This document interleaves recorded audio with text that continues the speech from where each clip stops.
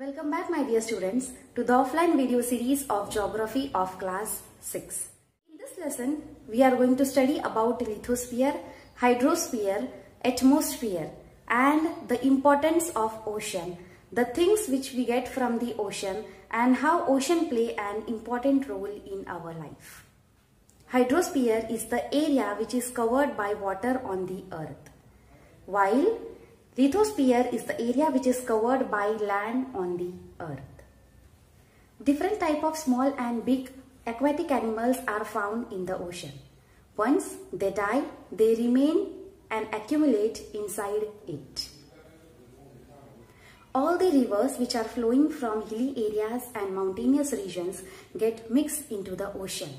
Plus, the sedimented and eroded rocks also gets mixed with the water which is flowing with it. In both the above processes which I told you, the dead animals remains into the water, it accumulates inside it and it gets decomposed. During this process of decomposition and accumulation of plants and animals, various minerals and salts are released from their bodies, which get mixed with the water of the ocean. Volcanic eruptions takes place on land and similar volcanic eruptions also takes place on oceanic bodies. During volcanic eruptions, different salts, ashes, minerals are released and they get mixed with the water of the ocean.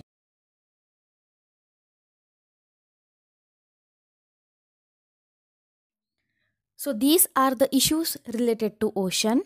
First issue is oil spills.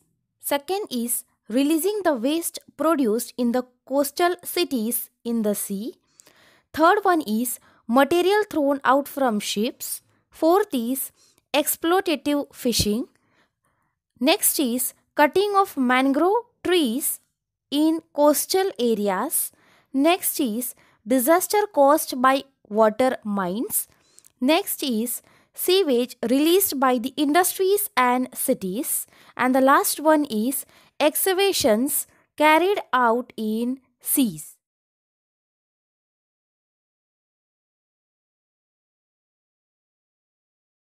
Ocean consists of many small microscopic aquatic animals as well as big whales and fishes as well. Once they die, they accumulate in water and remains over there. All the small and big water bodies like rivers, lakes, etc. finally meets to the ocean flowing through the mountains and hilly areas.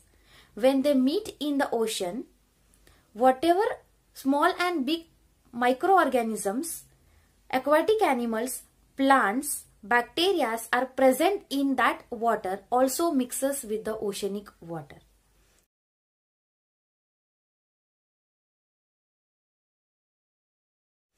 As we all have studied that volcanic eruption takes place on land, similar volcanic eruptions also takes place into the oceans as well. And when this volcanic eruptions takes place in oceans, at that time it also brings some minerals, salt, gases and ashes with it. When all these minerals and salts come out through the volcanic eruptions in the ocean, it mixes with the water of the ocean and it increases the amount of salt and minerals into the oceanic water.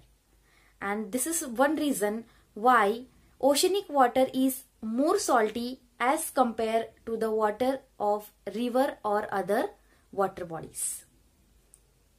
Further, because of the continuous evaporation of oceanic water, the proportion of salt increases in the oceanic water.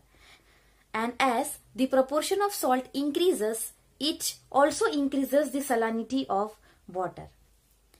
The salinity of a water is expressed in terms of particles per thousand. So, the average salinity of oceanic water is 35 particles per thousand, while the maximum salinity is of Dead Sea. And the salinity of Dead Sea is 332 particles per thousand. We obtain salt from oceanic water.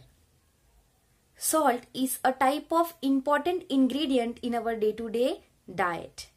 We get salt by constructing salt pans at the coastal region. Many minerals like phosphate, sulfate and iodine we get from the oceanic water. So, we can tell that up to some extent we are dependent on oceanic water.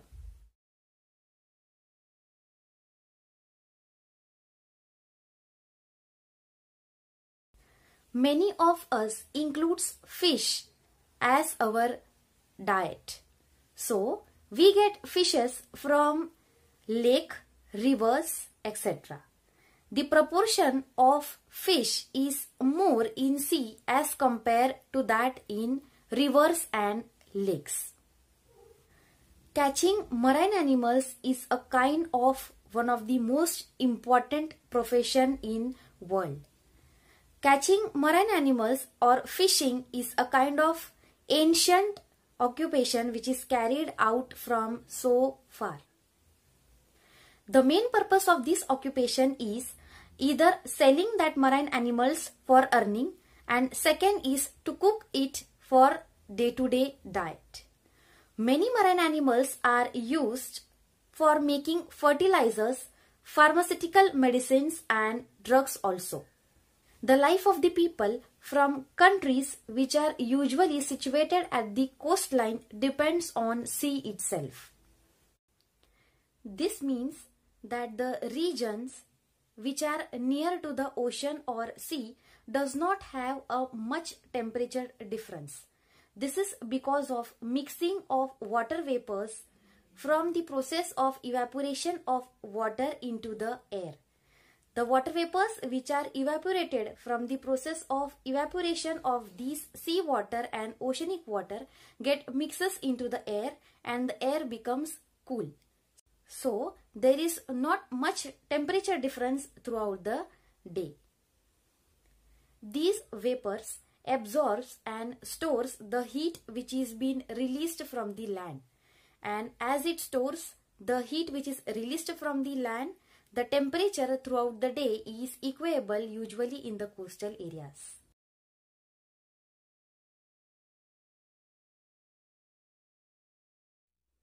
In your previous classes, you might have studied that the equatorial portion of the earth receives perpendicular sun rays and in very high proportion, and the polar region usually receives very less amount of and completely slanting sun rays.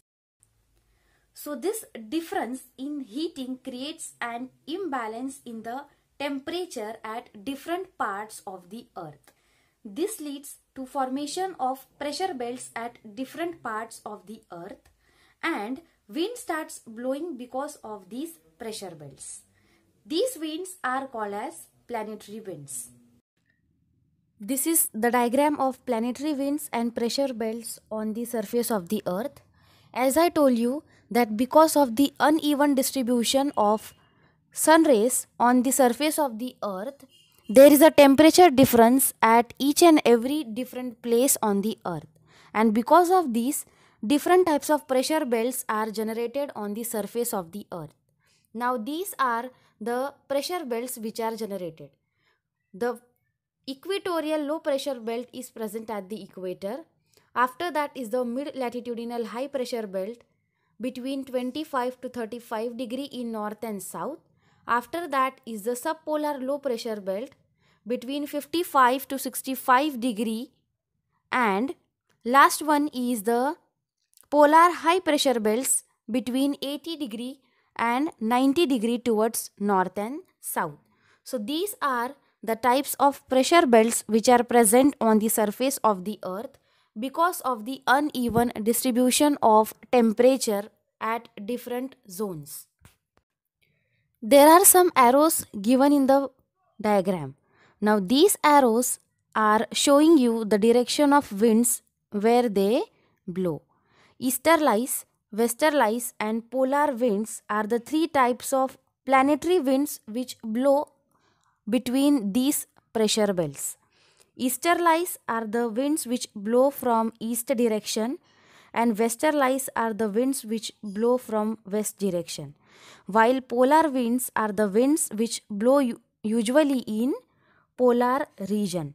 So easterlies, westerlies and polar winds are the three types of planetary winds which are mentioned in this diagram. These winds blow regularly on the earth from high to low pressure belts throughout the year. These winds cover a large portion of earth, and that is why they are called as planetary winds. In the previous standard, we have studied the lithosphere and hydrosphere of the earth, the proportion of land and water on earth, and also the major oceans. The hydrosphere includes all the water bodies that exist on the earth. This covers the oceans, seas, rivers and their tributaries. Tributaries means the different branches of the rivers, lakes, reservoirs. The difference between lake and reservoir is that the lake is formed naturally, whereas the reservoir is an artificial lake where water is stored. Most reservoirs are formed by constructing dams across rivers. And another form of hydrosphere is groundwater. Groundwater is the water found underground in the cracks and spaces in soil, sand, and rock. We get our drinking water from groundwater. Groundwater is also used for irrigation to grow crops. The salinity of ocean. There is abundant aquatic life in the oceans.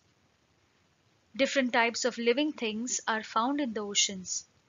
Once they die, their remains accumulate in the oceans. This can lead to the saltiness of the ocean. Also, the sediments. Sediments means solid material that moves from one place to another and gets deposited in a new location.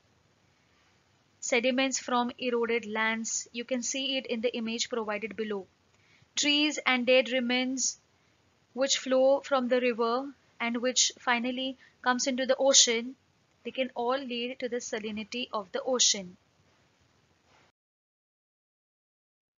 Volcanic eruptions. Volcanic eruptions occur on land. Similar volcanic eruptions take place in the ocean as well. During volcanic eruptions, different minerals, ashes, salts and gases are added to the water. This increases the level of salts and minerals in the ocean water. For example, when the volcanic eruption occurs, a lot of water vapor, carbon dioxide, and gases like chlorine is released into the ocean water. This chlorine dissolves into the ocean and then combines with the sodium to get sodium chloride, which is nothing but table salt or the salt that we use for consumption. Evaporation of water. Due to the continuous evaporation of oceanic waters, the proportion of salts increases. All these things make the ocean water salty. The salinity of ocean water is different at different places. Salinity is expressed in terms of mils, particles per thousand. The average salinity of oceanic waters is 35 per mil. The Dead Sea is known to have the maximum salinity. Its salinity is 332 per mil.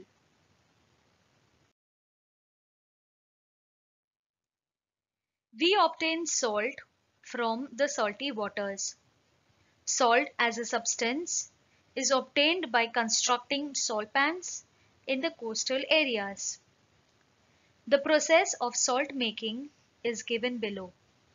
Firstly, Small ponds are built to store seawater into it. The water accumulated in the ponds starts getting evaporated due to the direct sunlight. Since the salt is heavier than the water vapor, small crystals of salt are left behind in the ponds. Once the water is completely evaporated, the salt is collected into small heaps. When all the salt is collected, it is sent to the process of purification. The salt goes through different stages of purification, and finally we get pure salt for consumption. Many of us include fish in our diet. We get fish from rivers, lakes, and seas. The proportion of fish in seas is much greater than those in rivers and lakes. Catching marine animals is a large-scale activity the world over. It is one of the ancient occupations of human beings. The life of people from countries that have a coastline largely depends on the sea, especially if there are few other occupations. Though food is a major purpose of this activity, marine animals are also used for the production of fertilizers, pharmaceuticals, which means medicines, and also in research.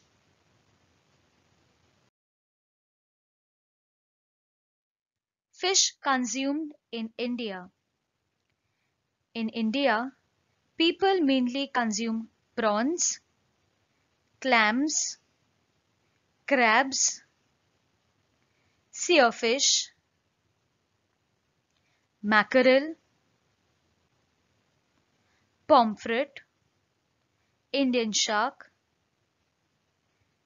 Indian salmon, etc. Many other types of marine animals are consumed in different parts of the world.